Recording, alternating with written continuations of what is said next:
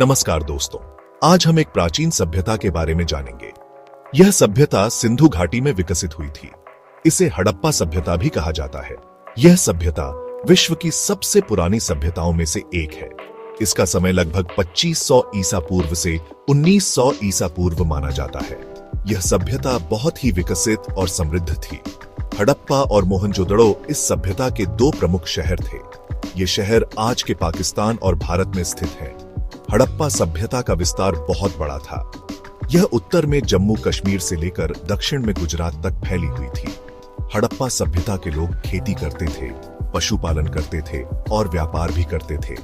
उन्होंने एक लिपि का भी विकास किया था, जिसे अभी तक पूरी तरह से पढ़ा नहीं जा सका है। यह सभ्यता अपनी कला और शिल्प के लिए भी जानी जाती है।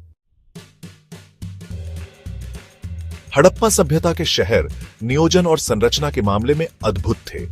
इन शहरों का निर्माण सुनियोजित तरीके से किया गया था। सड़कें चौड़ी और सीधी थीं, घर ईंटों से बने होते थे और उनमें नालियों की व्यवस्था भी थी। मोहनजोदड़ो में एक विशाल स्नानागार भी मिला है, जिसे ग्रेट बाथ कहा जाता है। यह इस बात का प्रमाण है कि हड़प्पा के लोग स्वच्छता को बहुत महत्व देते थे।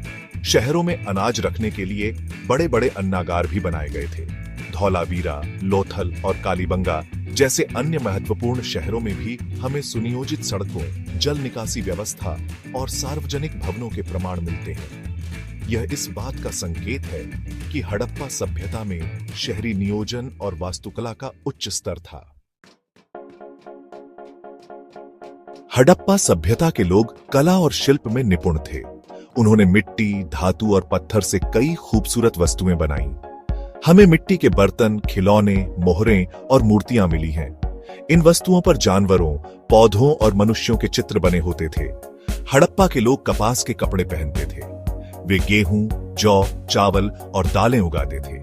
वे व्यापार भी करते थे और मेसोपोटामिया जैसे दूर देशों से व्यापारिक संबंध रखते थे।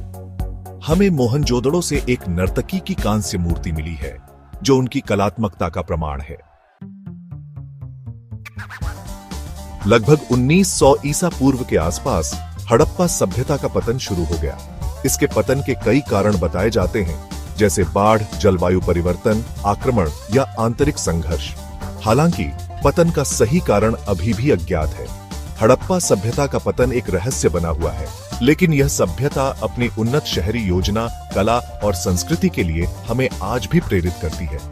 यह सभ्यता प्राचीन भारत की महानता और वैभव का प्रतीक है।